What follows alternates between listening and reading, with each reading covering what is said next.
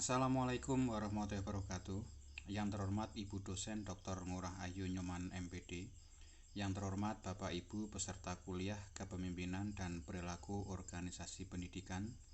Dalam kesempatan ini, kami dari kelompok 9 yang beranggotakan Sulistarto Hermawan dan Chandra Prastia akan mempresentasikan makalah kami dengan judul Kepemimpinan Pendidikan di Sekolah.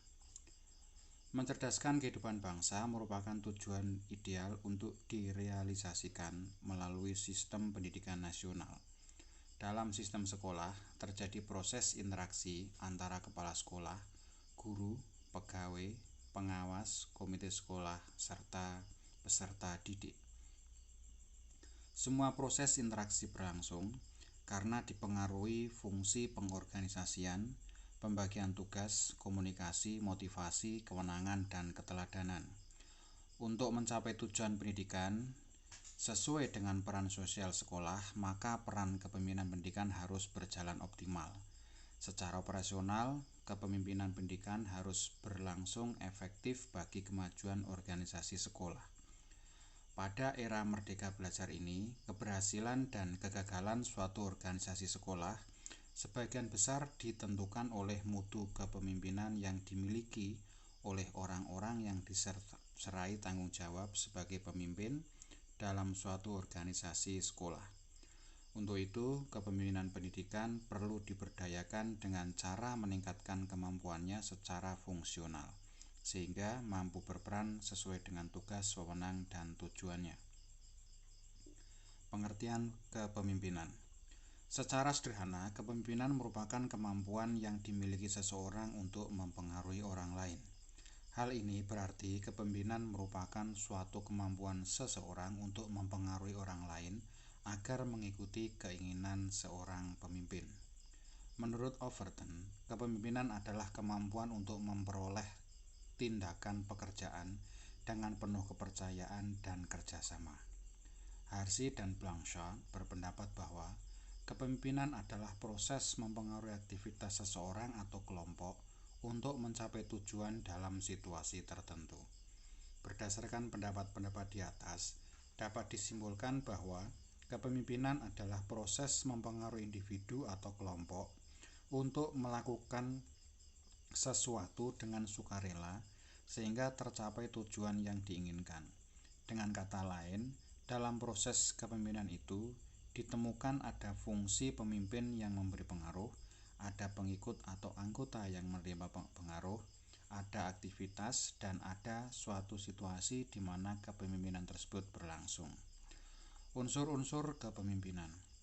Menurut Wahab, unsur-unsur utama sebagai esensi kepemimpinan adalah sebagai berikut. 1. Unsur pemimpin atau orang yang mempengaruhi. 2. Unsur orang yang dipimpin sebagai pihak yang dipengaruhi. 3. Unsur interaksi atau kegiatan atau usaha dan proses mempengaruhi. 4. Unsur tujuan yang hendak dicapai dalam proses mempengaruhi. Dan 5. Unsur perilaku atau kegiatan yang dilakukan sebagai hasil mempengaruhi. Menurut Rifai, ada 6 unsur atau komponen dalam kepemimpinan, yaitu 1. Adanya pemimpin dan orang lain yang dipimpin atau pengikutnya. 2. Adanya upaya atau proses mempengaruhi dari pemimpin kepada orang lain melalui berbagai kekuatan. 3. Adanya tujuan akhir yang ingin dicapai bersama dengan adanya kepemimpinan itu. 4. Kepemimpinan bisa timbul dalam suatu organisasi atau tanpa adanya organisasi tertentu. Pemimpin 5. Pemimpin dapat diangkat secara formal atau dipilih oleh pengikutnya. 6. Kepemimpinan berada dalam situasi tertentu, baik situasi pengikut maupun lingkungan eksternal. Dari berbagai pendapat tersebut, dapat disimpulkan bahwa unsur yang terkandung dalam proses kepemimpinan organisasi adalah ada unsur pemimpin yang memiliki fungsi untuk memberikan pengaruh, ada anggota atau kelompok yang menerima pengaruh sehingga melakukan kegiatan, dan ada situasi atau lingkungan yang melingkupi untuk melaksanakan kegiatan. Peran kepemimpinan. Peran adalah seperangkat pola perilaku yang diharapkan berkaitan dengan tugas seseorang dalam kedudukan pada suatu unit sosial. Peran dapat juga diartikan sebagai perilaku yang diatur dan diharapkan dari orang dalam posisi tertentu. Pemimpin di dalam organisasi mempunyai peranan. Setiap pekerjaan membawa serta harapan bagaimana penanggung peran berperilaku. Menurut Nanus, ada 4 peran kepemimpinan efektif, yaitu sebagai penentu arah, sebagai agen perubahan, sebagai juru bicara atau komunikator, dan sebagai pelatih atau pemberdaya. Covey membagi peran kepemimpinan menjadi 3 bagian, yaitu yang pertama pathfinding atau pencarian alur, merupakan peran untuk menentukan visi dan misi yang pasti. 2. Aligning atau penyelaras, merupakan peran untuk memastikan bahwa struktur, sistem, dan proses operasional organisasi memberikan dukungan pada pencapaian visi dan misi. 3. Empowering atau pemberdaya, merupakan peran untuk menggerakkan semangat dalam diri orang-orang dalam mengungkapkan bakat, kecerdikan, dan kreativitasnya untuk mampu mengerjakan apapun dan konsisten dengan prinsip-prinsip yang disepakati. Pengertian kepemimpinan pendidikan. Kepemimpinan pendidikan merupakan kemampuan untuk menggerakkan pelaksanaan pendidikan, sehingga tujuan pendidikan yang telah ditetapkan dapat dicapai secara efektif dan efisien. Sutopo dan Sumanto menjelaskan bahwa kepemimpinan pendidikan adalah kemampuan untuk mempengaruhi dan menggerakkan orang lain untuk mencapai tujuan pendidikan secara bebas dan sukarela. Kepala sekolah merupakan pimpinan pendidikan. Dalam kedudukannya sebagai pimpinan pendidikan yang resmi, kepala sekolah diangkat dan ditetapkan secara resmi sehingga dia bertanggung jawab dalam pengelolaan pengajaran, ketenagaan, kesiswaan, sarana dan prasarana, keuangan, serta hubungan lembaga pendidikan dan masyarakat, di samping tugasnya dalam supervisi pendidikan dan pengajaran. Berdasarkan pendapat-pendapat di atas, disimpulkan bahwa kepemimpinan pendidikan adalah kemampuan untuk mempengaruhi, mengkoordinir, dan menggerakkan orang-orang yang ada hubungannya dengan pelaksanaan dan pengembangan pendidikan agar dapat dicapai tujuan pendidikan atau sekolah secara efektif dan efisien. Kepemimpinan kepala sekolah. Dalam menjalankan organisasi sekolah, dibutuhkan kepemimpinan kepala sekolah.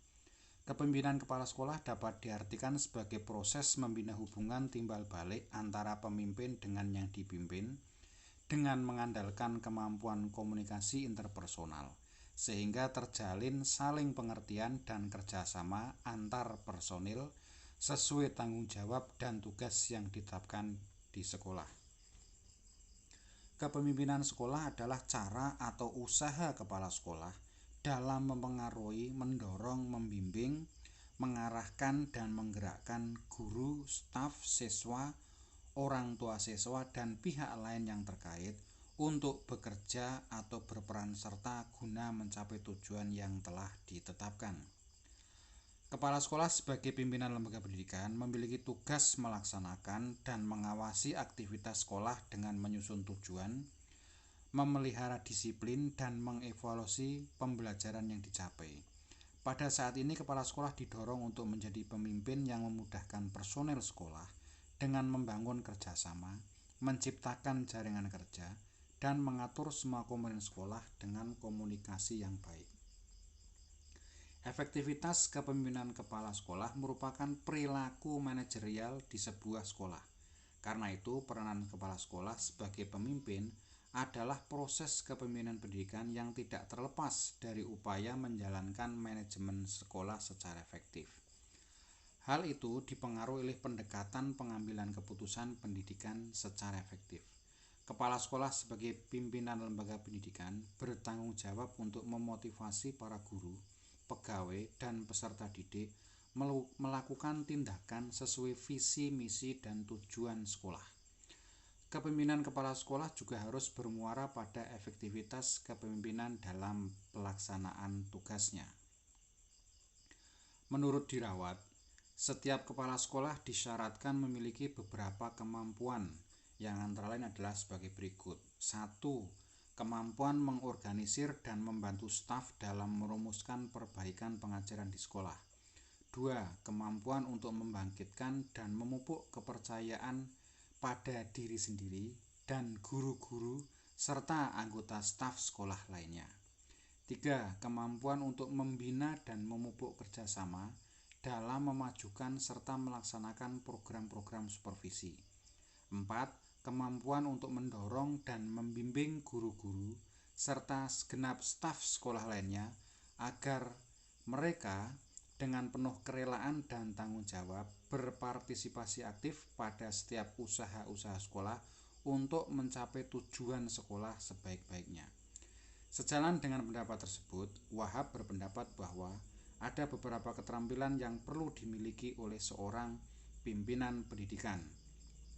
Keterampilan-keterampilan tersebut adalah: 1. Keterampilan dalam memimpin.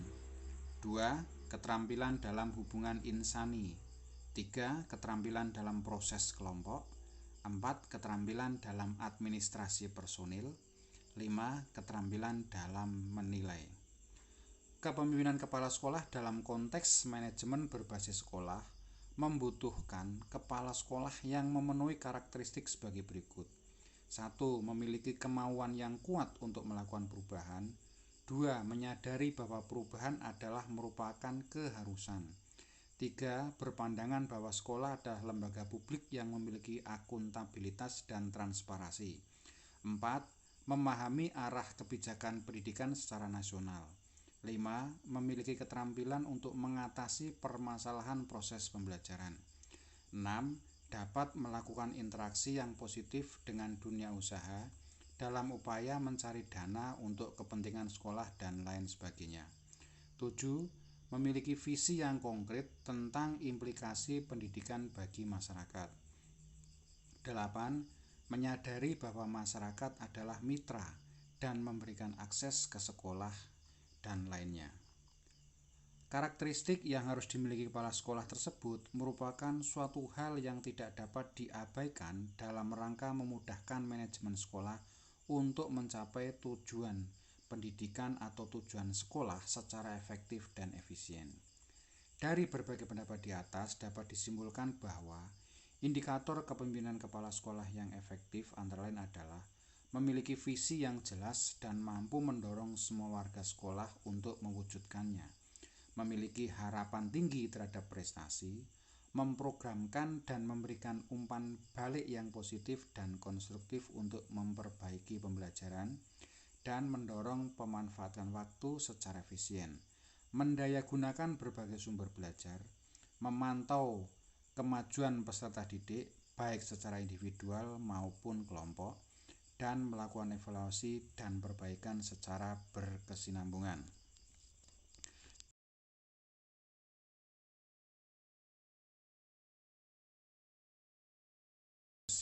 Mempengaruhi individu atau kelompok untuk melakukan sesuatu dengan sukarela sehingga tercapai tujuan yang diinginkan. Kepemimpinan pendidikan adalah kemampuan untuk mempengaruhi, mengkoordinir, dan menggerakkan orang-orang yang ada hubungannya dengan pelaksanaan dan pengembangan pendidikan agar dapat dicapai tujuan pendidikan atau tujuan sekolah secara efektif dan efisien.